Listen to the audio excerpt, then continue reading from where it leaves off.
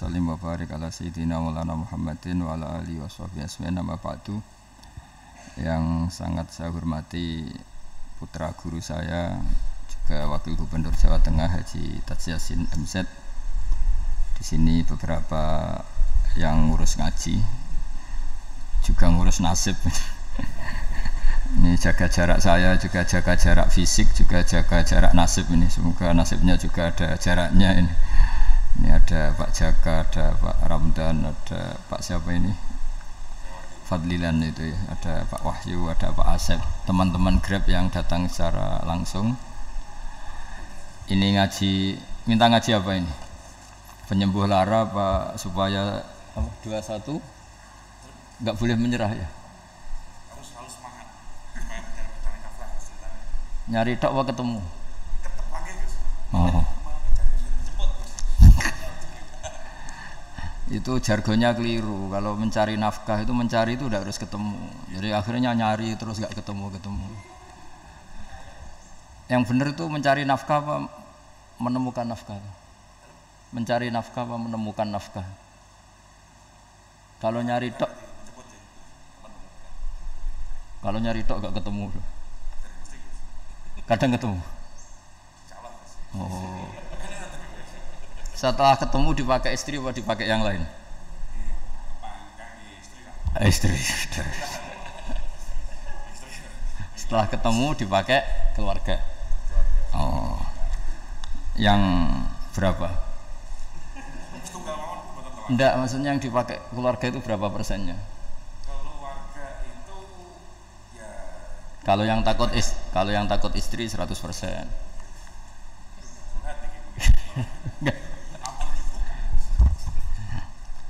Enggak, ini begini ya, saya sebetulnya ada sisi baik yang mungkin bahkan kita yang kiai itu kalah sama tukang Gojek itu, sama apa Grab itu atau apalah istilahnya Grab ya. Karena dalam aturan fikih ya, saya cerita fikih dulu. Seseorang itu sebaiknya sholat itu berganti-ganti tempat supaya saksinya itu banyak. Dari di bab ini kita yang ulama, yang wali aja kira-kira kalah ya. Karena saksi saya monoton naruhan, kamu di mana-mana jadi saksi kamu. Di mana-mana ingat Allah, ingat pekerjaan, sholat di mana-mana. Jadi saksinya itu lebih banyak. Cuma efek negatifnya kalau kamu maksiat, saksinya juga banyak ya. Pojok ini menyaksikan gang ini, menyaksikan gang itu, menyaksikan ini. Saya cerita sedikit tentang ibadatu hadil ummah. Nanti saya bacakan teksnya. Di antara kebaikan umat ini adalah jalan-jalan itu termasuk ibadah. Makanya sering ada ayat fasiru fil ardi. Jadi supaya sering jalan-jalan. Jadi ini sudah jalan-jalan masih nyari apa? Nafkah. Kadang-kadang ya dapat macam-macam. Yang soleh ya dapat ibadah, yang enggak soleh ya dapat macam-macam lah. Tapi saya cerita yang soleh lah, yang enggak soleh itu enggak boleh dibicarakan itu ya. Rahasia. Saya ini lama di Jogja, ya tahulah kelakuannya orang-orang yang baik maupun yang setengah baik sampai. Ya semoga yang baik dilipat gandakan pahalanya, yang enggak baik diampuni. Tapi saya cerita sedikit. Di fikih kita, di kajian-kajian fikih kita memang ada istilah. Ini harus didengar karena ini ngaji dan sama status kita sama. Al-wasiyah ila ta'ah ya ta'ah, terus al-wasilah ilal maksiyah ya maksiyah. Jadi kalau kita jadi perangkat taat ya ibadah, kalau jadi perangkat maksiat juga maksiat. Sehingga di ilmu medis maupun di jasa online atau ojek atau apa, misalnya pertanyaannya kita pekerja paket profesional, boleh ndak ngantarkan paket narkoba? Ya jawabannya tentu ndak boleh, karena bukan masalah pekerjaannya, tapi yang diantar adalah sesuatu yang haram. Begitu juga boleh nggak ketika ada lelaki hidung belang tanya tempat mesum, kalau kamu menunjukkan berarti kan ikut berkontribusi. Ya kamu bisa meneruskan gimana hukumnya mengantar misalnya. Nah kiai juga sama sebetulnya, kiai juga bisa dimanfaatkan orang yang macam-macam untuk kekuatan yang macam-macam. Jadi hukum ini sama, kamu tidak usah tersinggung misalnya.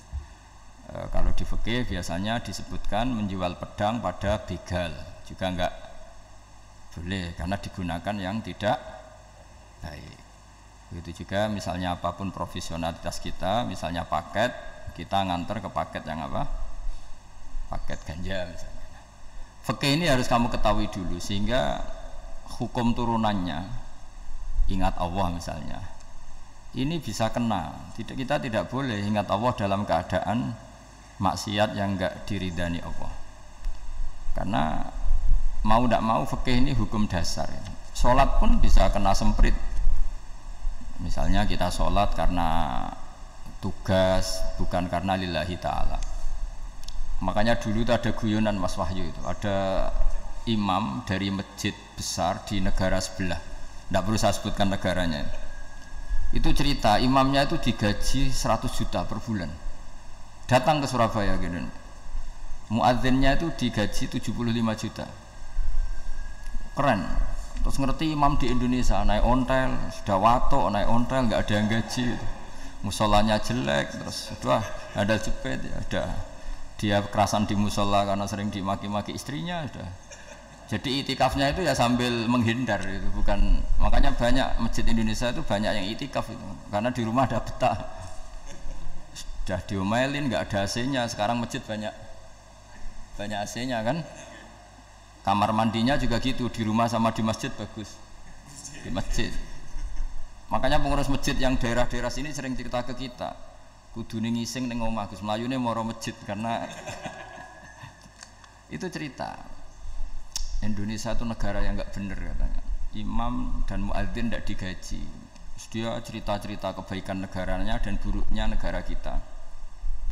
Lama-lama kiai itu mangkel. Kiai Indonesia itu kan cerdas-cerdas, meskipun jarang yang kaya tapi cerdas-cerdas. Dia muji negara. Kalahnya itu dibeginiin sama Kiai Indonesia. Makanya kamu sholat terus ya, takut potong gaji. Artinya kalau dia jadi imam karena digaji, efeknya adalah dia kalau bolos tuh takut nanti kan dipotong gaji. Lama-lama kalau sering bolos di PHK gitu. Artinya luar biasa Indonesia, imam tuh tidak ada yang gaji tapi semuanya sholat istiqomah. Berarti kita ini top, datang ke masjid jadi imam tanpa ada yang gaji. Top mana? Top Indonesia. Semenjak itu si imam ini tidak pernah cerita kebaikan negaranya karena gaji imam. Indonesia dalam bernegara selalu begitu. Ketika kita tidak punya solusi transportasi, ada saja pihak-pihak swasta atau investor yang ingin menanamkan modal di investasi Grab dan sebagainya. Tapi saya tetap sebagai kiai mengingatkan status hukum fikihnya. Kenapa saya harus cerita itu? Karena fikih ini harus selesai dulu. Saya ulang lagi, fikih ini harus selesai dulu. Misalnya nganterin orang yang mau transaksi narkoba atau transaksi maksiat, atau tapi yang yakin. Kalau tidak yakin memang tidak haram. Tapi kalau yakin itu memang kamu tahu benar-benar iyalah kira-kira gitu. Supaya taat itu ada di semua kehidupan, sehingga nanti Indonesia kalau semuanya begini kan, yang cari sarana maksiat itu bahkan sekedar transportasi aja susah karena semuanya tidak mau. Misalnya paket juga gitu, yang mau ngedarkan narkoba kesulitan karena semua yang jasa paket tidak mau gitu. Begitu seterusnya, sehingga negara ini kita bantu bahwa awal ketidakbaikan di semua negara itu pasti karena maksiat. Maksiat itu mengganggu.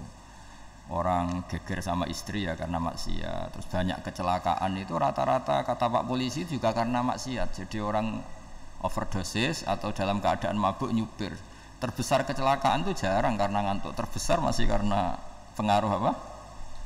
Narkoba. Pembunuhan juga sama. Orang Indonesia itu mudah sekali memaafkan temannya, tetangganya. Tapi kalau sudah efek dari narkoba, bunuh itu jadi mudah itu jadi. Nah, Anda juga harus fair, jangan. Tapi yang penting saya profesional nganter gitu. Nggak mau tahu dia latar. Meskipun kita tidak boleh neliti orang ya, nggak boleh tajasus, nggak boleh neliti ini. Tapi yang jelas kamu tahu, saya ulang, yang jelas kamu tahu ya harus dihindari karena memang di semua profesi pekerjaan tuh utamanya kata Rasulullah SAW itu memperhatikan halal haramnya. Tapi saya ulang lagi, tidak boleh sok suci, tidak boleh tajassus, tidak boleh neliti orang lain. Tapi kalau yang jelas-jelas untuk maksiat maka harus kita hindari. Termasuk masjid sekalipun. Dulu zaman Nabi itu ada masjid namanya Masjid Dirar untuk memecah konsentrasi sahabat. Sahabat itu begitu mencintai Nabi, mencintai Rasulullah. Ada orang kafir pinter, orang munafik pinter. Ini Muhammad harus ditandingi. Cara nandingi Muhammad jangan pakai dangdutan, jangan pakai bar, tapi pakai masjid. Karena ini suasananya kesannya bagus. Dibikin masjid tandingan supaya orang tidak ke Muhammad semua, tapi ke masjid ini. Ini pikirannya orang munafik. Artinya jangan kira terus masjid bebas hukum, ya enggak juga. Masjid juga bisa kena semprit karena ini mendirikannya untuk bikin apa? Tandingan, untuk bikin masjid dirar, kalau istilahnya Quran masjid dirar. Semua sarana kebaikan juga gitu. Yayasan yatim piatu juga kena hukum, pondok juga kena hukum, semuanya kena hukum. Ada orang ingin jadi kiai padahal tidak pernah ngaji, terus bikin pondok. Akhirnya dia dipanggil Pak Yai, anaknya dipanggil Gus, padahal najis saja tidak tahu. Itu kan kasihan umat, akhirnya ada penyelewengan. Jadi semuanya kena hukum. Jadi Anda jangan tersinggung ketika saya cerita fikih untuk para teman-teman yang di Grab, karena memang semuanya kena hukum, bukannya. Mesra dengan istri juga kena hukum. Orang terlalu mesra dengan istrinya pasti ibunya terlantar, karena menuruti bojo dan nuruti ibu gitu. Kalau nuruti ibu istrinya yang terlantar. Yang loyal sama teman ya istrinya terlantar. Yang takut istri temannya terlantar. Jadi itu semuanya kena hukum tanpa terkecuali. Nah, saya cerita sedikit tentang sholat karena orang-orang Grab ini banyak yang sholat, kemudian harus cepat-cepat. Dulu ketika sahabat punya imam yang lama sekali kalau sholat, sehingga si sahabat yang satu yang petani ini mufarokoh itu memisahkan diri, kemudian imamnya diselip. Itu boleh memang dalam fikih. Kamu niat mufarokoh dulu. Mufarokoh itu niat bahwa kamu memutus hubungan dengan imam, kemudian meneruskan sholat sendiri. Singkat cerita dua orang ini berdebat, Mu'ad sama Ar-Ra'i yang penggembala ini. Kamu munafik, sholat kok meninggalkan imam. Terus yang satu bilang, kamu keterlaluan, sholatnya lama sekali. Singkat cerita dua orang ini lapor ke Rasulullah SAW. Uniknya Nabi itu membenarkan yang petani tadi. Kamu Mu'ad jadi masalah. Agama ini tidak boleh jadi problem. Kalau kamu ngimami orang jangan lama-lama. Di situ ada ibu-ibu yang ditunggui anaknya yang sedang menyusu, banyak petani yang nunggu macam-macam. Kayak pegawai POM ya ditunggu shift temannya, pegawai Indomaret juga gitu, apalagi Grab mungkin ditunggu penumpangnya macam-macam. Sehingga kebaikannya teman-teman yang kerja serabutan begini juga bergantung kebaikan imam tadi. Kalau sholat itu tidak boleh lama-lama, apalagi wiridan, sholatnya aja nggak boleh lama-lama, apalagi wiridannya. Nah, kadang-kadang orang ngira kebaikan tuh nggak ada sempritnya, ada juga. Sholat tuh ya disemprit sama Nabi, kalau terlalu lama juga disalahkan, karena nanti agama ini menjadi apa? Menjadi problematika. Nah, termasuk kebaikan kita ketika membolehkan ya atau mentoleransi atau mendukung pekerjaan mulai Grab dan lain-lain adalah agama ini rahmatan lil alamin.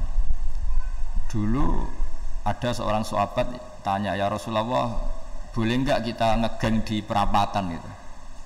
Kata Nabi, ya jangan kalau bisa, tapi kita harus natahaddasannya, itu tempat kita jagungan di perapatan, di tempat-tempat umum lah, di halte, Terus kata Nabi, enggak apa-apa, tapi fa'atut thoriq haqqaha, kamu harus memberikan hak jalan itu. Apa hak jalan itu? Satu, kamu amar ma'ruf, kalau bisa ya nahi mungkar, kemudian bikin suasana orang lainnya menjadi aman. Nah ini yang catatan. Kalau hitung saja, yang ikut Grab itu berapa ribu? Nah, ini tuh energi besar kalau di atas 100 ribu. Hitung ya teman-teman di Grab, 100 ribu. 100 ribu ini kalau soleh semua, atau setengah soleh lah, kalau soleh banget keberatan ya soleh setengah soleh. Itu tuh ada, ini sudah saya pikir, ada kebaikan yang menyebar di seluruh Nusantara yang berjumlah 100 ribu. Ini luar biasa. ada kecelakaan dia menolong pertama, ada pemerkosaan menolong pertama, mungkin ada pencurian, ada apa. Maka kata Nabi, kamu kalau harus di jalan itu kamu berkontribusi amar ma'ruf nahi mungkar. Saya sering ke Jogja karena saya mulai 98 di Jogja, ya sering di terminal malam-malam. Saya ketika kecil itu sering diceritain orang nggak berani ke terminal ini banyak preman, nggak boleh ke terminal ini karena banyak preman. Ya mulai dari Sumatera, Jawa, hampir seluruh Indonesia. Kalau jam sekian sampai sekian sudah nggak berani karena banyak apa? Preman. Itu uniknya preman-preman itu selain dulu ditangani tentara dan polisi, itu urusan negara ya kali itu dan kita ngapresiasi. Itu hilangnya yang permanen itu bukan saja ditangani ABRI dan polisi, TNI dan polisi, tapi ditangani kultur. Banyak mulai orang soleh santri dagangan di situ, ada ojek mangkal di situ, supir taksi mangkal di situ. Terus di sini orang-orang soleh yang menghalau ketika ada perempuan digoda atau perempuan dicopet atau apa. Terus lama-lama jadi kultur bahwa kebaikan ini dominan.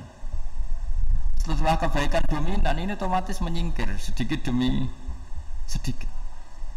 Jadi selain negara ini harus melakukan sesuatu yang seharusnya, yaitu menjaga masyarakat dari kriminalitas, sebetulnya yang paling awet dan paling mudah dilakukan itu tadi, kebaikan harus menjadi kultur bersama. Sehingga kalau terminal kemudian ada mbak-mbak jilbaban yang dagang, terus pak-paknya soleh, ada musola yang hidup, ojeknya juga gitu, terus supir taksinya, lalu kebaikan ini menjadi nilai bersama. Saking jadi nilai bersama, ibu-ibu yang takut atas dirinya nggak ngojek kecuali pak ini karena terkenal amanah, nggak naksi kecuali pak ini karena terkenal amanah. Dan kita Indonesia itu ingin seperti itu, sehingga amanah ini menjadi nilai bersama dan otomatis menjadi keamanan bersama. Orang Jawa itu tego nitipno anake karena dijamin aman, tego nitipkan istrinya juga karena dijamin aman. Nah kalau kebaikan ini juga menjadi satu nilai jual dan kita bisa mengawal secara serius, itu alhamdulillah betul. Lah dimulai dari mana? Satu, mental kita takwa. Kedua, sistem sosial, bahwa kita terkoneksi oleh indukan ya, juga terkoneksi oleh kepolisian. Maksudnya karena kita terdaftar, kalau ada anak hilang kan tinggal ini yang bawa wahyu misalnya. Jadi saya mohon, semohon-mohonnya, kebaikan ini harus jadi nilai bersama. Setelah terminal itu banyak orang baik, otomatis yang ini tuh menyingkir itu. Akhirnya apa? Nanti yang bos-bosnya toko itu ya hanya nitipkan sama orang soleh, yang mau nge-grab juga hanya titip sama yang soleh, begitu seterusnya, sehingga jadi siklus kebaikan yang bersama. Nah ini yang dimaksud Quran, wa'tamiru bainakum bima'ruf. Iktimar itu namanya urusan bersama ya, saya ulang lagi ya. Jadi orang Arab kalau bilang iktimar itu urusan bersama, sehingga bahasa Arabnya konferensi besar itu kalau di NU disebut apa? Muktamar. Muktamar itu menjadikan urusan publik dirembuk, itu namanya apa? Muktamar. Nah di antara kebaikan yang diinginkan Islam itu wa'tamiru bainakum bima'ruf. Urusan kebaikan ini menjadi urusan apa? Bersama. Ya saya contoh itu kecil saya itu mesti dikandani sama orang-orang tua, jangan di terminal ini sampai jam ini, jangan di perapatan ini ketika sudah jam begini. Tapi barokahnya orang soleh bertebaran di mana-mana itu. Yang tukang grab ya di mana-mana, yang penjaga toko ya banyak yang soleh, yang ngojek, yang macam. Sehingga di terminal itu nyari tempat sholat ya gampang, cari tempat wudhu ya gampang, nyari orang amanah ya gampang. Bahkan nama-nama yang nggak amanah ini nggak laku. Dan ini yang kita inginkan. Dan ketika nggak laku, akhirnya dia kalau ingin laku harus amanah, atau ingin laku harus tobat. Nah agama ini urusan bersama, sehingga Allah mengistilahkan wa'tamiru bainakum bima'ruf. Jadikan kebaikan ini urusan bersama. Sehingga karena ini urusan bersama, ketika kita jadi kiai juga harus, kalau misalnya tadi ada Gojek kok makmum, atau Grab kok makmum, atau supir bis kok makmum, kiainya harus cepat sholatnya. Jangan baca surat Baqarah, nanti domel-domelin apa penumpangnya. Begitu juga ibu-ibu menyempatkan jamaah, waktunya tidak lama, di rumah sudah ditunggu anaknya yang masih menyusu. Makanya Nabi ngendikan idza amma ahadukum as-sholata falyukhaffif. Kalau kamu jadi imam, sholatnya harus relatif cepat. Fa inna fihim ad-dhaif badal hajat. Di antara makmum itu yang banyak punya urusan. Selain ada yang lemah, ada yang punya banyak urusan. Nah, terus ketiga masalah kekayaan hati. Kekayaan hati ini penting sekali karena rata-rata teman di Grab itu kan miskin lah. Tapi jangan miskin sampai miskin hati itu. Bahwa kamu nyari nafkah itu sudah ibadah, berkelana di bumi Allah juga ibadah, menyaksikan macam-macamnya orang itu juga ibadah, bahkan menambah khazanah ilmu. Di antara warisan ilmu yang kita dapatkan dari Rasulullah SAW, misalnya kamu jalan-jalan punya kaki dua, punya tangan dua, gara-gara jalan-jalan sering ngerti orang yang buntung. Alhamdulillah meskipun saya hanya Grab masih punya kaki tuh, terus ketemu orang buta ya gitu. Alhamdulillah ladzi afani mimma btalaka bih. Alhamdulillah saya terselamatkan dari seperti itu. Sehingga melihat orang maksiat juga gitu. Saya meskipun gini terselamatkan dari tempat maksiat dari. Sehingga hidup itu tidak nelongso gitu. Ada nilai lebih yang kita punyai. Jadi di antara kebaikan Islam adalah orang disuruh ingat sisi nikmat. Nah, kalau nikmat itu sudah ada semua, kata Imam Ghazali, nikmat hidup. Kata Imam Ghazali, jika nggak ada kenikmatan yang Anda punyai, kamu datang ke kuburan. Disuruh datang ke kuburan. Dan kamu bilang begini, kenikmatan kembali ke dunia adalah kenikmatan yang diinginkan mulai yang mati zaman Nabi Adam sampai kiamat. Jadi kalau Fir'aun yang pernah jadi raja, Namrud, semuanya, bahkan orang-orang soleh sekalipun, kalau kamu tanya keinginan terbaiknya apa? Ingin kembali hidup untuk membenahi kesalahannya zaman hidup. Artinya apa? Kehidupan yang kita miliki sekarang adalah kenikmatan yang dirindukan mulai yang mati zaman Nabi Adam sampai kiamat. Maknanya apa? Kita punya kenikmatan yang luar biasa karena kenikmatan yang dirindukan oleh orang yang sudah mati mulai dulu sampai sekarang. Apapun masalah hidup Anda ini punya kenikmatan yang enggak tertandingi, yaitu namanya hidup. Barokahnya hidup itu kita bisa tobat. Setidaknya ingin tobat. Kalau nggak bisa tobat, ingin tobat. Makanya di Indonesia itu banyak nyuwun sewu, banyak maling yang anaknya itu soleh, karena kalau ngandani anaknya tetap gini, wes le bapak tok sing lakoni ku ojo, bapak tok yang alami ini kamu jangan. Banyak di Indonesia orang nggak bisa baca Quran, anaknya hafid, karena setiap bodoh itu tidak diwariskan. Wes le bapak tok sing bodoh ku ojo bodoh. Mungkin teman-teman di Grab juga gitu, wes bapak tok cung sing nasi pengen ku ojo. Jadi kebaikan begini itu akan terus menerus diwariskan. Sehingga banyak orang tidak tamat SD anaknya dosen, tidak tamat SMP anaknya dekan. Karena setiap dari kita itu cita-cita kebaikannya menurun ke anak cucunya, keburukannya berhenti di dia. Cara wong Jawa itu bapak tok sing nglakoni. Nah, di sini saya jelaskan tentang kekayaan rohani. Jadi saya mohon ketika Anda jalan-jalan nganter penumpang itu harus sering muji Allah Subhanahu wa taala. Ya, saya bacakan ayatnya, at-taibunal abidunal hamidun. Orang baik itu yang tobat, yang ahli ibadah. Di antara definisinya itu as-saihun, yang sering jalan-jalan. Siaka itu jalan-jalan.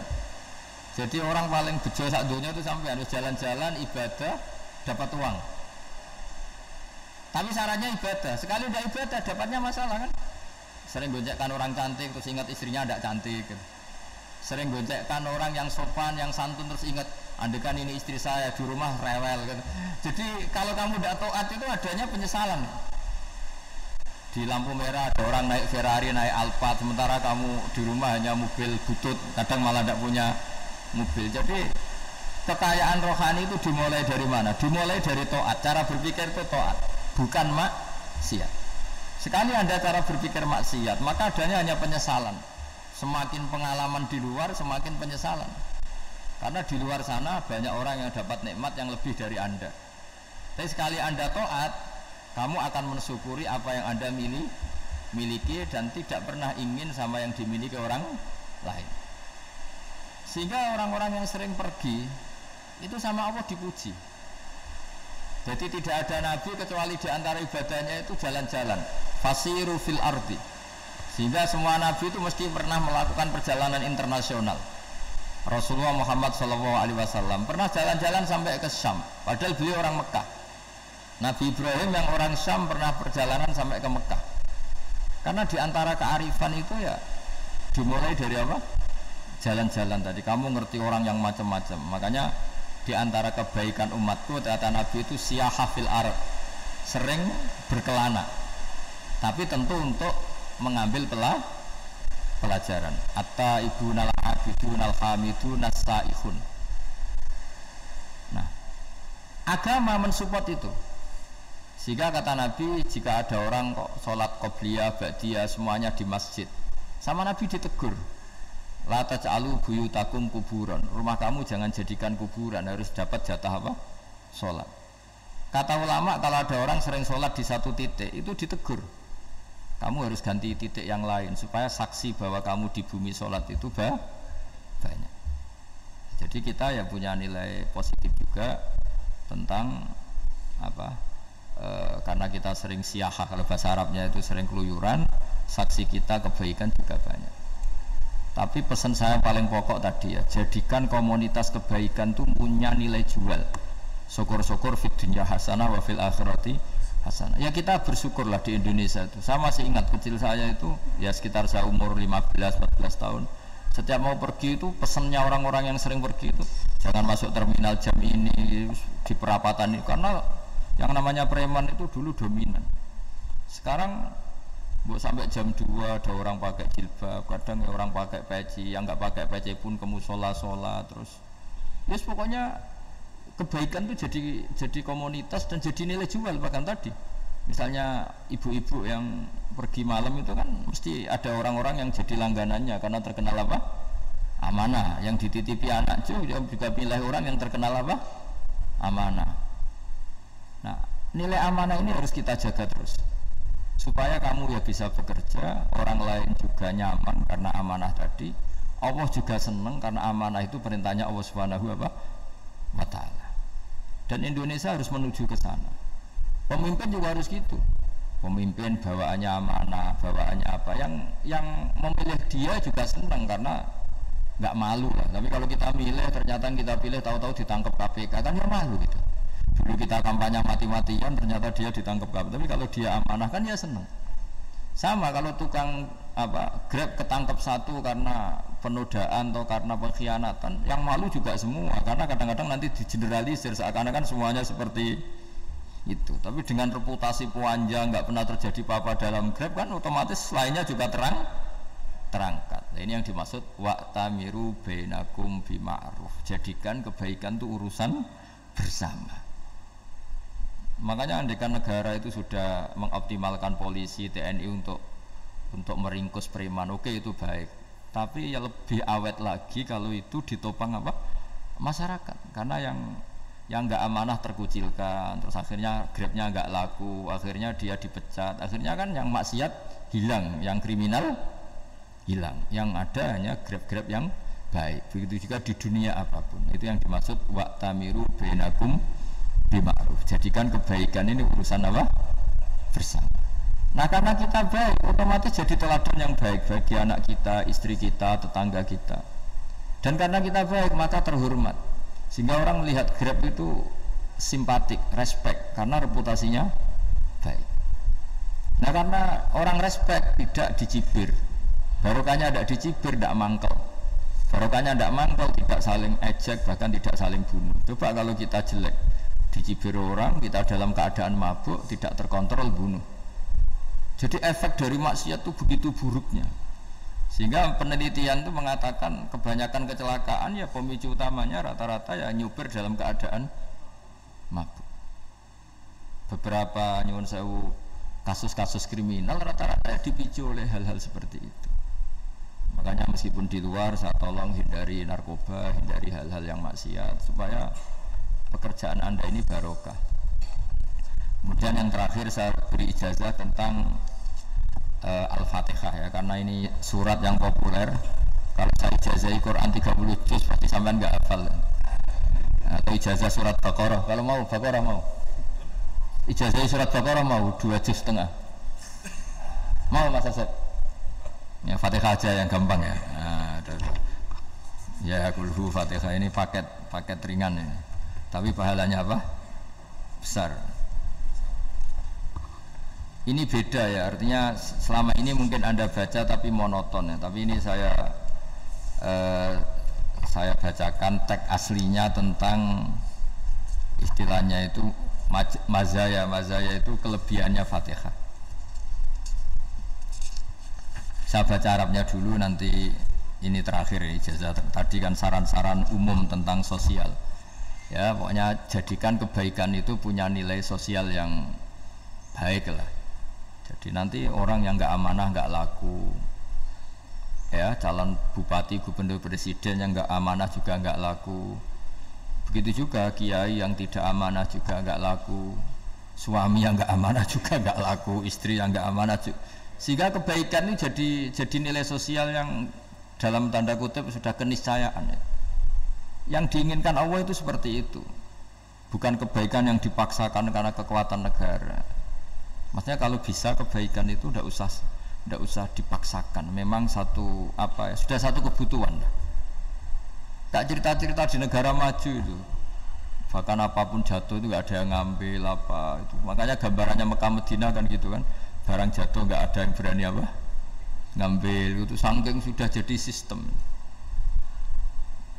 Sehingga banyak negara di Eropa itu yang sampai nggak punya tentara, nggak punya polisi karena kebaikan itu sudah. Nah kita kan masih capek, polisinya aja capek apalagi masyarakatnya, karena ya apa ya, kebaikan itu belum jadi nilai apa bersama. Nah kita selain ditopang negara, ada polisi, ada tentara, itu kita usahakan kebaikan itu jadi nilai apa bersama. Tadi wa'tamiru bainakum bima'ruf. Dan kita punya reputasi yang bagus dalam bab ini. Saya masih ingat kecil saya itu yang jilbaban hanya keluarga kiai. Sekarang rata-rata masyarakat itu jilbaban. Dulu yang sekolah SMP, SMA itu jilbaban kadang dulu malah dilarang ya, harus sama seperti itu seragamnya. Sekarang sudah boleh dan nyaman. Lama-lama yang dapat simpatik ya yang pakai pakaian model tertutup seperti itu. Lama-lama gamane cara wong golek mantu ya golek yang seperti itu daripada yang bodoh. Lama-lama jadi nilai bersama. Ya ingin saya seperti itulah. Di terminal juga sama. Orang mau makan cari warung yang kelihatan ada ayat kursinya, pakai jilbab, atau paling enggak dia enggak mungkin lah nyuguhkan yang tiren atau yang haram. Kan ada garansi sosial, ada apa? Ada garansi apa? Sosial dengan penampilan yang soleh itu kan. Masa iya nyuguhkan oplosan babi gitu misalnya itu. Jadi nilai sosial itu harus ya tadi harus benar-benar jadi nilai. Sehingga negara biar enggak capek-capek itu. Polisi juga gak capek kan, karena tugasnya corong Jawa mau ngawat-ngawati tok, tapi sudah tidak perlu tegang karena kebaikan sudah jadi nilai apa bersama. Ingat-ingat ya ayatnya tadi, wa'tamiru bainakum bima'ruf. Jadi kebaikan itu harus jadi nilai bersama. Iktimar itu menjadi urusan bersama.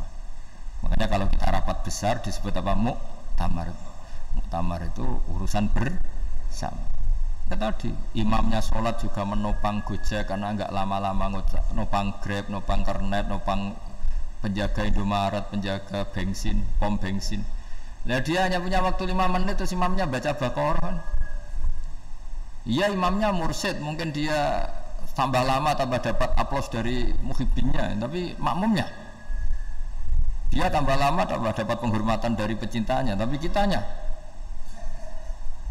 wah khusyuk wali kan, dia dapat status naik lah. Kita yang sudah tidak ikut jadi wali diganggu apa pekerjaannya. Kalau ada imam seperti itu sampai mufarokoh saja, niat ya Allah sampai sini saja saya makmum orang itu, silakan orang itu punya urusan sendiri dengan jenengan, ya sudah atau salib saja apa. Nah, itu boleh kalau dalam fikih namanya apa mufarokoh. Mufarokoh itu niat, tapi kamu jangan langsung selonong mufarokoh, niat dulu pamit sama Allah bahwa sekarang mau mufarokoh. Ya, tapi ya jadi sholat yang aneh kan, imamnya masih rukuk, kamu terus sujud, terus apa-apa selesai ya. Mungkin dalam pandangan itu orang lain ini maksudnya makmum gimana ini kok begini. Tapi sudahlah Allah Maha tahu. Insya Allah dimaklumi. Ya saya baca tentang Fatihah. Fatihah ya, karena sampean pasti sering baca Fatihah.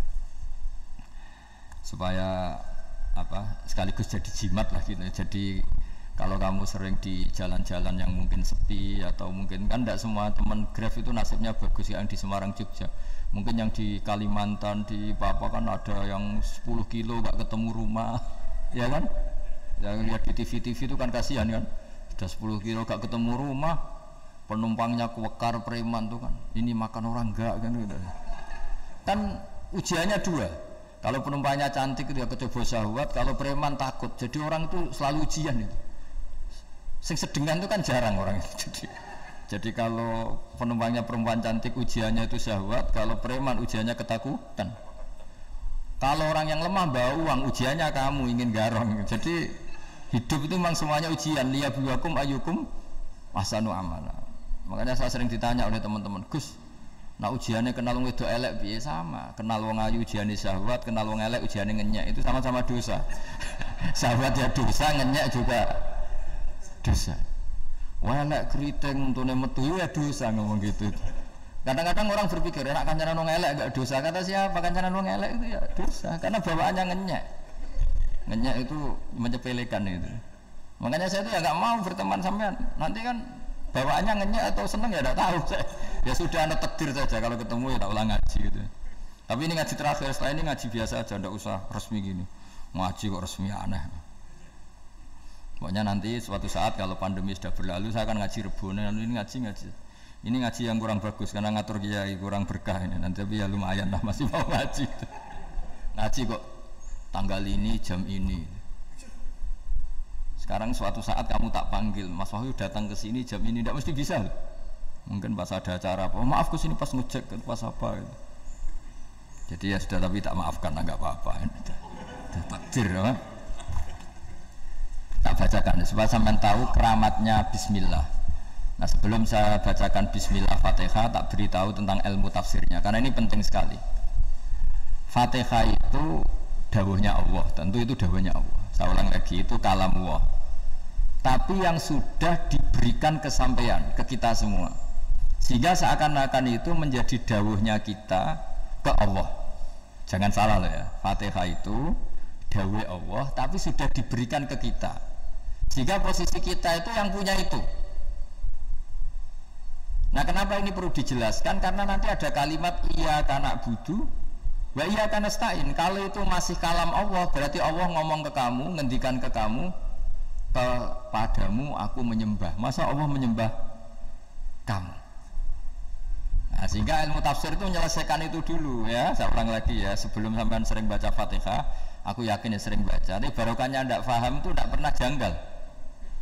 Enggak paham itu ya penting supaya tidak iskal, tidak janggal. Sebetulnya di kalimat itu ada yang janggal. Kalau Fatihah itu kalimatnya Allah atau kalam Allah, bagaimana dengan kata-kata iyyaka na'budu? Masa Allah ngendikan ke kita, kepadamu kami menyembah? Masa Allah menyembah kita?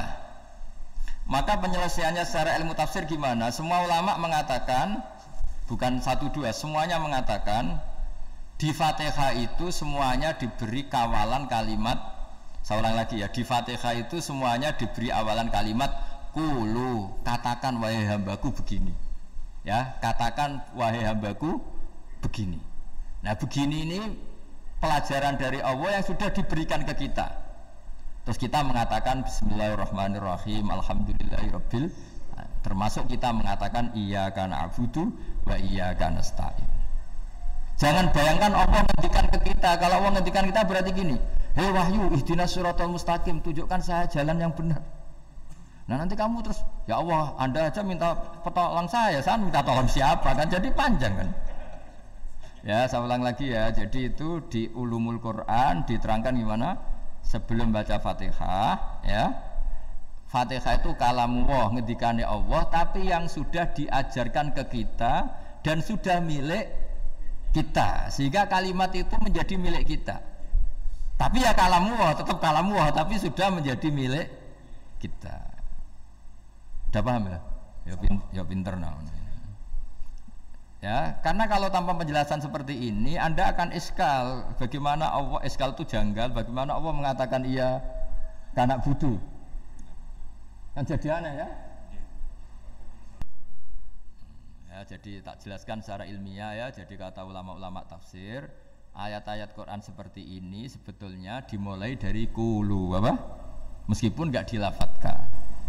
Itu kan sama dengan qul huwallahu ahad Muhammad, katakan kalau Tuhan itu satu. Ya namanya Quran itu kan kalam Allah, membina nabinya, membina umatnya. Makanya dikatakan atau enggak di sini tersembunyi kata qulu, katakan. Ya, jadi ya ibarat apa itu? Kamu ngajari anak kamu lah, panggil jenengan bapak kulo. Itu maksudnya anak itu kalimat kamu, tapi kamu ajarkan ke anak kamu. Terus anak kamu bilang, Pak jenengan bapak kulo. Nah, ketika kamu mengatakan jenengan, bukan kamu mengatakan jenengan anakku, berarti anakmu itu bapakmu, kan lucu kan? Anak kamu ajari jenengan bapak kulo, kamu engkau bapak saya. Terus anak kamu mengulang jenengan atau kamu bapak saya. Berarti itu kalimat yang kamu ajarkan, tapi sekarang sudah milik anak kamu. Kalau itu kalimat kamu kan lucu, masa anak kamu bilang bapak? Nah itu seperti itu. Jadi ulama memberi solusi atau jawaban iya karena abudu. Ya itu sebelumnya ada kata-kata qulu, katakan wahai hambaku, hubungan kamu dengan saya adalah katakan iya karena butuh wa iya karena nasta'in. Terus hubungan kamu dengan saya katakan juga dalam doamu ihdinas siratal mustaqim. Jelas ya, jadi itu kalam Allah yang sudah milik kita karena diajarkan Allah untuk kita. Dong ya? Ya dong, gak jelas gak. Tapi bagus, gak jelas itu bagus. Kalau kamu jelas gak jadi dikrem, jadi gubernur.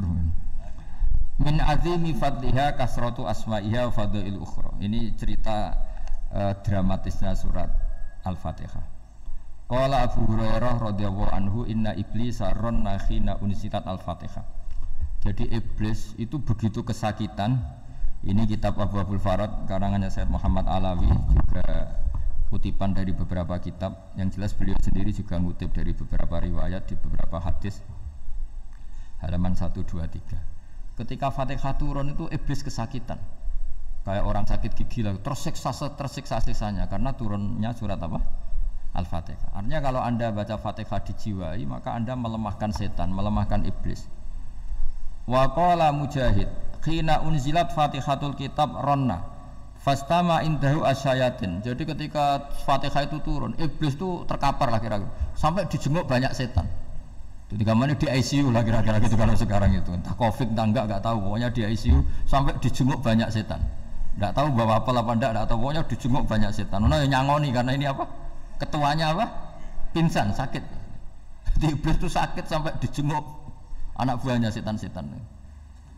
Ya, semoga kalian semua tidak kenal setan. Kalau kenal berarti teman apa? Wa qalu misla dzalik wa qala lahum laisa mimma taquluna syai'un walakin unzilat suratun laisa ajruqa ilaiha illa an harrama alaihi nar jahannam. Saya ini bukan sakit fisik kata iblis. Kamu tidak usah jenguk saya, datangkan dokter terbaik, tidak usah. Saya ini tidak sakit fisik. Saya ini sakit karena ada surat yang diturunkan, yang pahala yang melafadzkan surat itu pasti selamat dari neraka. Padahal misi terbesar saya ini supaya manusia masuk neraka. Sekarang punya tamengnya. Wah pusing kan? Ya seperti orang lah goda sampean, ternyata sampean setia, itu kan pusing. Nah ternyata tidak setia, itu yang akhirnya ribet kan itu. Jadi iblis itu cita-cita terbesarnya kan semua orang itu masuk neraka. Nah sekarang turun satu surat yang gara-gara surat itu siapapun yang baca dijamin selamat dari neraka. Jadi walakin unzilat suratun laisa ajru qailiha illa an harramallahu alaihi nar jahannam. Karena jadi dia shock lah itu, kalau orang di Jawa itu bilang shock. Aduh sial nasib saya ini umat nggak bisa saya goda lagi karena tamengnya ada di punya. Qad batala kaidukum wa makrukum. Rekayasa kalian sekarang itu tidak ada gunanya semua. Nah, ini alhamdulillah di Indonesia kelihatan kan banyak yang miskin, banyak yang susah. Tapi selagi mereka masih sholat, tuh keinginan mencari halal itu masih tinggi. Kayak apa kita di tengah kota, jauh dari anak istri, jauh dari tetangga. Biasanya kalau orang jauh dari anak istri tetangga kan sakarepe dhewe. Tapi yang soleh masih banyak, sudah jauh dari keluarga tetap lurus. Loh kalau yang dekat lurus kan wajar, konangan wong akeh gitu. Ini sudah jauh masih lurus. Nah ini nggak lepas dari barokahnya surat apa? Surat Fatihah tadi.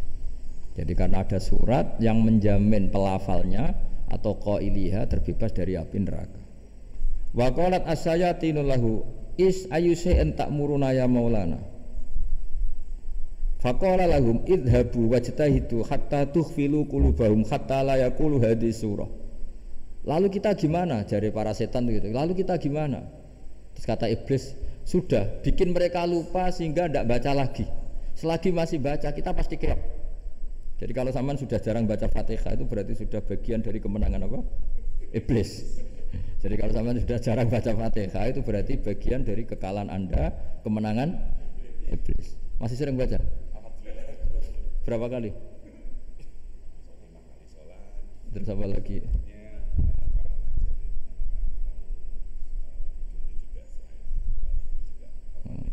Kok 5 kali tok itu? Berarti pas salat fardu tok itu. Enggak 5 kali itu mendingan itu 17. Kamu itu ngitungnya jangan 5 ini. 5 waktu itu berarti lumayan kan? Berapa? 17 ya? Ya. 17 ya? Ya. 17 tapi kalau makmum tuh sering separuh kan, apalagi makmum tarawih. Ya kan?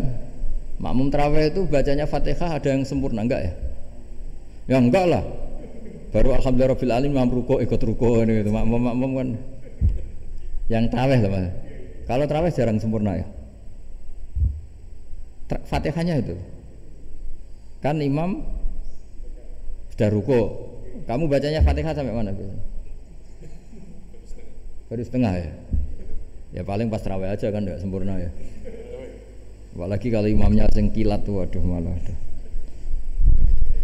Nah ketika Fatihah itu sebegitu keramatnya, sebegitu topnya, itu setan rapat, singkat cerita itu yang tadi dipimpin oleh iblis yang sedang terkapar apa? Terus tadi obatnya nggak ada, cuma dia shock karena ada surat yang turun yang melafatkan itu pasti selamat dari apa? Neraka. Nah ini gimana saran Anda? Terus sarannya adalah bikin orang-orang itu lupa, tidak baca Fatihah. Nah ini rapatnya iblis. Idhabu wajtahidu hatta tukhfilu qulubahum hatta la yaqulu hadhihi surah. Kala yuksiru qira'ataha wa la yakunu lahum ajrun wa thawabun bal yakunu lahum adzabun wa iqabun. Jadi saya mohon selama ini Anda sudah baca, tapi mungkin hanya rutin saja. Napa rutin saja? Tapi barokahnya ngaji ini kamu punya kekuatan atau punya semangat membaca karena ini surat yang luar biasa. Ibarat gini, kalau sampean tanya, saya juga sering mikir, masa Gus hanya surat kok punya kekuatan seperti itu? Di dunia ini kata Allah, mulai Nabi Adam sampai kiamat, nggak ada yang bisa menandingi kekuatan kalimah. Kalimah itu kata-kata, nggak ada yang bisa menandingi kata-kata. Misalnya Anda nge-grab, berangkat istri cuek, berangkat cuek, itu beda dengan ketika meskipun satu kalimat. Wes Pak, muga-muga dilindungi pangeran, mungkin jenengan selamat. Itu menjadi teduh dan semangatnya luar biasa karena kayak mendapat support. Jadi kira-kira kalimat itu hubungannya kita dengan Allah, Fatihah itu seperti itu. Kamu melafadzkan satu kata-kata yang dibenarkan langit bumi, dibenarkan aras, dibenarkan malaikat, dibenarkan semua penghuni di dunia ini. Sehingga itu efeknya luar biasa. Itu seperti gini ya, kamu cerai sama istri, terus nikah lagi katut babon. 10 tahun anak kamu dididik, ibunya benci kamu dan memang Anda layak dibenci. Dididik dan sampai nggak pernah manggil kamu Pak. Suatu saat kamu tentu rindu kan ingin dipanggil Bapak oleh anak kamu. Suatu saat anak ini manggil kamu Pak E. Wah itu senengnya bukan main, hanya sebuah kata-kata. Makanya kadang-kadang orang itu tanya sama kiai, ijazah lafadz ini gunanya apa sih? Itu ijazah-ijazah itu untaian kata-kata. Yang kata-kata ini dibenarkan langit dan bumi dan aras dan para malaikat sehingga efeknya itu luar.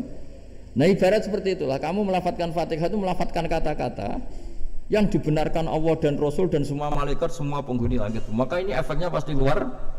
Nah di sini lah orang-orang dulu itu tahu keramatnya itu sehingga ketika melawan Belanda, melawan Jepang dulu itu kalimat-kalimat itu menjadi mantra yang luar biasa. Doa yang luar biasa. Tapi di era modern karena orang sudah tidak ngerti itu, dianggap itu mantra jimat, khurafat, bid'ah, waduh ribet meneh malah. Sebetulnya tidak seperti itu. Memang kata-kata ini kekuatannya luar biasa. Sama kesakitan hati kamu juga karena itu. Wis ngojek wangilan ya. Lah Pak di bojo kok kowe gagah tok kene. Wah, iku seling terus mesti. Padahal kalimat itu kan tidak melukai secara fisik, tapi apa kerjanya sesuk sarasa-rasen. Karena terus dengan pengadilan seperti itu kan ngapain kerja demi perempuan yang seperti ini. Lagi-lagi kata-kata ini luar. Nah bayangkan kalau kata-kata itu adalah kalimat yang diajarkan Allah lewat Rasulnya, lewat malaikat Jibril. Kayak apa kekuatannya itu? Nah, kira-kira Fatihah itu gitu. Kalimat yang baik, kalimat thayyibah diajarkan oleh Allah dan Rasul. Kayak apa kira-kira kekuatannya? Pasti luar biasa. Wong support yang dikatakan istri kita, anak kita aja luar biasa. Apalagi ini support yang diajarkan Allah dan Rasul. Ya makanya saya mohon kalau baca Fatihah, baca kalimat-kalimat thayyibah ketika sholat itu dijiwai. Ya misalnya Rabbana lakal hamdu mil'us samawati wa mil'ul ardi wa mil'u ma syi'ta min syai'im. Engkau zat yang layak dipuji dan pujian ini memenuhi langit dan bumi. Karena kita tahu nggak ada sejengkal di alam raya ini kecuali di situ ada rahmat Allah. Misalnya kamu bisa lewat sampai rumah saya, kamu mungkin anggap biasa saja. Coba kalau ngalami likuifaksi, tahu-tahu bumi ini ambles, bisa ngelewati yang likuifaksi itu luar. Tanyakan orang pernah ngalami likuifaksi di Sulawesi, itu melihat bumi bisa diinjak nggak ambles itu, wah luar. Nah, sampai nggak ngalami itu sehingga lewat bumi ya biasa aja. Coba kalau ngalami seperti tidur, ya biasa aja. Coba kalau ada gempa, bahwa bumi tenang ini sudah nikmat yang luar biasa. Masa kamu ngakuin nikmat nunggu digituin? Ya kan? Nah, itu. Makanya baca Fatihah dijiwai lah bahwa ini kalimat yang luar biasa. Nah, saya teruskan. Warwa Muslimun fi sahihihi an Ibnu Abbas radhiyallahu anhu annahu qala bainama Jibril alaihi salam qaitun dan Nabi sami anaqidan min fawqi farafa'a ra'sahu faqala hadza babun minas sama futihal yawma lam yuftah qaddu ilal yawm fanazala minhu malakun faqala hadza malakun nazala ilal ardi walam yanzil qattu ilal yawma fasallim waqal abshir binuraini qad utitahuma lam yu'tahuma nabiyyun qablak fatihatul kitab wa khawatimu suratil baqarah. Jadi suatu saat Jibril ini jagongan kira-kira gitu sama Rasulullah, tahu-tahu langit pun gemuruh. Langit gemuruh kata Jibril, terus semuanya ngangkat kepala ke langit. Ini pintu langit baru ini dibuka, yang sebelumnya tidak pernah dibuka seperti ini. Turunlah malaikat, yang malaikat ini pun malaikat spesialnya nggak malaikat murahan lah kira-kira gitu, yang nggak pernah turun ke bumi kecuali juga saat itu. Dengan penyambutan yang luar biasa, dengan semuanya tidak pernah terjadi, hanya karena surat Fatihah. Jadi ini surat yang luar biasa, pengawalannya lewat malaikat yang spesial, nggak pernah turun di bumi kecuali saat itu. Penyambutannya juga nggak pernah seperti itu, baru seperti itu. Jadi semuanya itu spesial. Nah, kenapa ini spesial? Karena di situ ada isi puja-puji kepada Allah Subhanahu wa Ta'ala. Ada ikrar kita, alhamdulillah rabbil alamin, ar-rahmanir rahim. Ikrar ini penting. Kalau contoh paling gampang gitulah. Kamu punya istri selama ini cerewet terus. Suatu saat ngomong, Pak, tak angen-angen rawono wong lanang koyo sampeyan. Wah, itu langsung tidak ada lelaki sebaik engkau. Itu sampean senengnya, masya Allah. Karena ada ikrar dari seorang istri ke kamu. Nah, bayangkan kalau ikrar kita sebagai hamba diakui oleh Allah Subhanahu, maka ikrar ini akan dicatat sebagai kebaikan kita yang kita panen nanti di akhirat. Karena ada ikrar. Kita ikrar bahwa alhamdulillah rabbil alamin. Kita ikrar ar-rahmanir rahim, kita ikrar maliki yaumiddin, kita ikrar iyyaka na'budu wa iyyaka nasta'in. Sampai misalnya jadi orang Indonesia, ketemu orang Indonesia yang makmur di Jerman, terus lupa Indonesia. Kamu orang Indonesia, enggak, ada orang Indonesia. Mangkel gak kira-kira? Mangkel.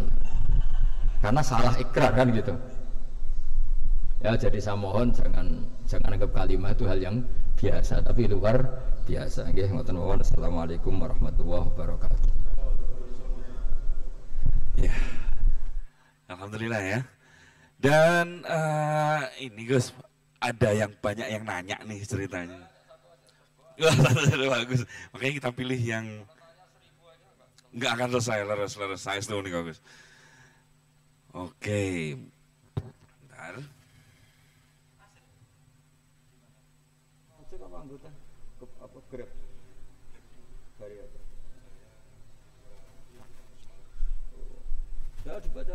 Oke.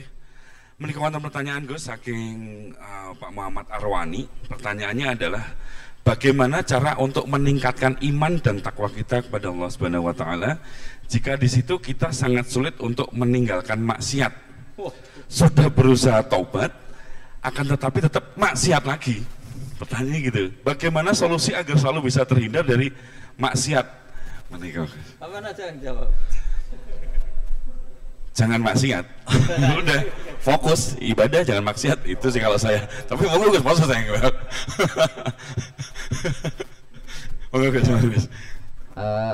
Jadi itu pertanyaan pertama dan terakhir karena waktunya juga saya tidak banyak. Saya berkali-kali kampanye di mana-mana lah, kampanye dan menganjurkan. Di antara catatan dalam Suhufi Ibrahim wa Musa kan ada kan di Quran itu yang dinamakan lampiran-lampiran wasiatnya Nabi Ibrahim dan Nabi apa? Musa. Itu diantara catatannya begini, orang yang punya akal itu adalah orang yang bisa menikmati sesuatu yang baik. Misalnya gini, contoh gampang gini, kamu punya anak pertama atau punya anak yang masih kecil, itu gendong tuh senangnya bukan main, melihat anak sehat tuh senangnya bukan main. Mungkin saat itu banyak orang yang sedang maksiat dengan perempuan nakal atau dengan teman-teman nakalnya yang anggap seperti itu tidak nikmat. Tapi andaikan ini ditimbang ya ditimbang. Yang maksiat tulan misalnya paling ukuran bahagianya itu 70%. Tapi yang ini yang nimang anak baru lahir atau masih kecil, corong Jawa ngeloni anak, bisa saja bahagianya itu sampai 100%.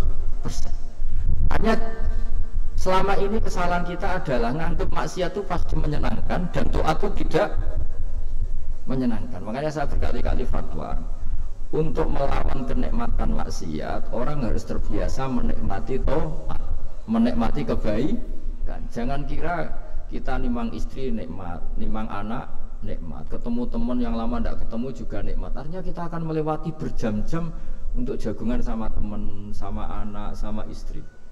Dan itu harus kamu nikmati supaya mengganti tidak berkebutuhan nikmat yang lewat jalur maksiat. Jadi saya mohon sarana-sarana yang menyenangkan itu, yang taat itu kita maksimalkan. Makanya bapak saya itu sering pesen, kowe nak ngaji sing guyon, sing seneng. Nganti wong maksiat itu karena cari kesenangan. Coba kalau kesenangan itu sudah didapatkan saat taat, maka tidak butuh lagi kesenangan yang berbentuk maksiat. Makanya orang-orang wali dulu kalau sudah sholat itu nggak bisa berhenti karena merasa nikmat. Makanya Nabi pernah ngendikan wa qurratu aini fi sholat, nyaman saya itu kalau sedang sholat. Itu tadi. Bayangkan kalau besok itu pasti mati. Makanya latihannya harus gitu. Bayangkan besok itu pasti mati. Berarti itu hari terakhir kamu. Ya, hari dengan merasa hari terakhir itu kalau kamu maksiat kan malu. Waduh, saya mati pas. Makanya sholli sholata muwaddi'in, kamu sholat seakan-akan itu sholat terakhir. Dan bayangkan akhirat itu wa'mal li akhiratika ka'annaka tamutu, dan bayangkan akhirat itu besok kamu mati. Sehingga ketemu istri ya seneng karena ini pertemuan terakhir, ketemu anak ya seneng ini pertemuan terakhir. Sholat juga tenanan karena ini sholat terakhir. Sehingga kalau mau maksiat tuh takut, jangan-jangan ini kehidupan saya terakhir kok tak pakai seperti ini. Nah, jadi di antara resepnya itu apa tadi? Nganggep ya ibadah itu menyenangkan, nah, gitu. Terus pinter.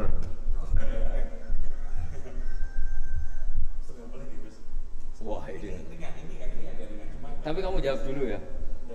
Ya apa saja dijawab. Biar ada, ya ada pembanding. Dinyalain mas. Satu pertanyaan lagi Gus. Ini ada pertanyaan dari teman-teman mitra driver Grab. Saat mengantarkan barang tiba-tiba azan waktu sholat, ya, Gus. Lalu kita sebagai driver harus sholat dulu atau menyelesaikan orderan dulu karena itu juga amanah kan orderannya itu. Mungkin nganter barang atau mungkin nganterin penumpang. Mengingat barang tersebut sudah ditunggu pemiliknya dan penumpang tersebut juga sudah ada janji yang lain makanya gitu. Nyuwun pencerahannya Gus gitu. Begini ya, ini kan fikih sosial ya. Saya jawab ini memang harus pakai fikih, nggak pakai rasa. Saya ulang lagi pakai fikih, nggak pakai rasa. Waktu sholat itu kan banyak ya, diantaranya maghrib dan isya, duhur dan asar, terus subuh sendiri. Ya, dan zaman belajar fikih, orang belajar tasawuf ya. Nah, kalau subuh itu tidak ada toleransinya kalau waktunya sudah tinggal 10 menit karena tidak ada jamak. Ya, tidak ada apa? Jamak. Sehingga misalnya kalau kamu ngojek waktu tinggal 10 menit ya harus sholat. Tapi kalau sekedar dengar azan ya, ini penanyanya kayaknya itu teman kamu, jadi fikihnya kayak kamu nggak jelas. Azan itu kan bukan akhir waktu sholat.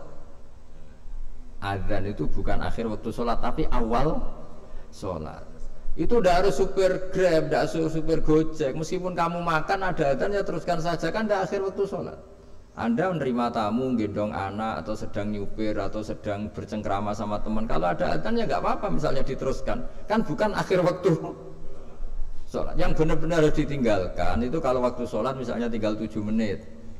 Atau tinggal 8 menit. Waktu yang mau tidak mau kamu harus tasarrufkan, kamu peruntukkan injury time ya Gus. Injury time. Nah, gitu aja kok nggak tahu ya. Nah, lalu misalnya, kalau pertanyaan tadi mestinya kelasnya itu kelas afdoliyah. Utamanya gimana? Kalau wajibnya belum ada karena kan waktunya masih panjang. Jadi pertanyaannya bukan wajibnya tapi sebaiknya karena ini semuanya belum mendesak kan? Andai kan kamu teruskan nganter barang kan tidak ada jaminan waktunya habis. Padahal kalau kamu memaksa sholat mungkin citra kamu sebagai supir Grab tidak baik karena dianggap mengabaikan konsumen. Nah, terus kedua menyangkut jarak. Oke seperti itu. Nah sekarang kalau pertanyaannya dibalik, makanya yang dibalik ini agak ribet. Waktu sholat tinggal 8 menit. Ada konsumen yang minta diantarkan saat itu dan acaranya ke mall happy-happy, maka fatwa kita sebagai ahli fikih ya tantang saja, saya mau sholat dulu, kalau nggak sabar ya silakan cari yang lain kalau acaranya ke mall. Tapi kalau acaranya kelahiran atau transfusi darah atau mau nganterin darah ke pasien yang sudah koma, maka kita langsung, karena ibadah sosial itu didahulukan mengalahkan ibadah yang haknya Allah, karena Allah itu zat yang tidak butuh ibadah kalian. Tapi kalau pasien ini kalau nggak nang kesampaian darahnya mati misalnya, jadi kamane Allah luwih apian lah gitu. Makanya masyhur kalau dalam fikih hak Allah sama hak adami ini dimenangkan hak adami, tapi bukan karena Allah kita kalahkan. Allah tidak butuh itu semua gitu. Jadi dikalahkan tapi bukan karena kalah, justru karena tidak butuh. Ya ibarat gini lah, Allah itu saking baiknya. Baiknya Allah kan pasti di atas orang tua kita, itu pasti ulang lagi. Baiknya Allah pasti di atas orang tua kita. Orang tua kita saja baik, apalagi Allah. Misalnya orang tua kamu butuh uang 5.000, adik kamu butuh uang 5.000, adik kamu yang kecil atau ya. Kira-kira orang tua kamu tuh nyuruh dikasihkan beliau ke adik kamu, kira-kira ke adik kamu. Nah Allah itu saking baiknya. Hal yang terkait Allah, misalnya tadi sholat tepat waktu sama ibadah sosial itu disuruh ibadah sosial karena ini kalau nggak kesampaian transfusi darahnya atau apalah, atau kamu dokter yang harus mengurus operasi waktunya tinggal 5 menit kamu harus ngoperasi pasien dulu karena Allah bisa menerima sholat kamu. Nah tak terangkan lagi ini fikih terus. Lalu sholat yang apa? Kalau sholat itu antara maghrib dan isya dan nanti yang terlambat itu maghrib, kita ngikuti ulama yang mengatakan jika ada darurat maka maghrib dan isya boleh dijamak meskipun tidak atas nama pergi. Kan jarak kamu kan tidak jarak masafatu qasrin. Artinya apa? Misalnya saya dokter, harus operasi, waktu saya tinggal 8 menit mau maghrib, ternyata harus ada operasi. Kalau saya nggak nangani, mati. Saya harus operasi. Dan nanti waktu saya maghrib habis itu tidak harus dikatakan kodok atau yang mengeluarkan maghrib dari waktunya. Bisa saja menurut ulama dianggap boleh dijamak takhir dengan isya. Karena kondisinya masih waktu jam'in. Begitu juga duhur dengan asar. Tapi kalau waktunya itu asar, tinggal 8 menit, kemudian harus ada operasi, ya kita operasi, waktu asar kita mundur sampai maghrib, namanya kodok yang dimaafkan Allah. Ya namanya tetap kodok karena asar gak bisa dijamak dengan maghrib. Jadi ini fikih ya, jadi jawabnya harus jelimet. Jadi saya ulang lagi ya, tadi kan pertanyaannya dengar adzan. Kalau adzan kan waktunya masih panjang, apalagi misalnya maghrib kan waktunya kan taruh saja ada waktu seperempat jam. Ternyata andekan kamu antar hanya butuh waktu 7 menit, kan nggak ngefek sama sekali. Nyanda gitu. Terus kalau driver umpamanya dapat order, ini yang tanya kamu malah mewakili dalam, kalau ada driver dapat orderan food, nganterin makanan, tapi makanannya non halal, niku fakihipun pripun? Nah, makanya itu tadi, kamu tahu betul kalau itu non halal loh? Kalau itu sudah tahu pasti non halal. Nah, iya, daging Tyrannosaurus nonton mungkin. Ya makanya tadi itu memang PR kita di semua profesi. Saya ulang lagi, itu PR kita di semua profesi. Jadi ya itu makanya pentingnya istighfar tuh di situ tuh sudah kita sebagai ulama menghalalkan tidak mungkin, mengharamkan kamu juga demo, ini pekerjaan Gus. Tapi yang jelas itu tidak bisa dihindari. Ya sama lah seperti orang di bus itu. Kadang-kadang kan didoain, semoga semua penumpang hasil ke tempat masing-masing, dan kalau ada copet berarti kan doain copet juga hasil tujuannya. Jadi di semua profesi itu resikonya. Makanya tadi saya bicara tentang fikih. Kaidah umumnya menolong maksiat itu ya bagian dari maksiat, menolong taat itu bagian dari taat. Mau tidak mau harus ada hukumnya. Setidaknya barokahnya tahu hukum, kalau kita salah belum istighfar gitu. Sudah salah nggak merasa salah gitu. Jadi barokahnya tahu hukum itu paling enggak kan kita ya istighfar lah. Kan ya tadi seperti paket misalnya, kan ada saja orang paket yang jelas-jelas barangnya itu haram, tapi atas nama profesionalitas kan mungkin tetap dikirimkan. Tapi barokahnya ngerti hukum, dia istighfar. Nah, tapi karena kalau kita menyarankan sudah ada usah pekerjaan yang lain banyak nanti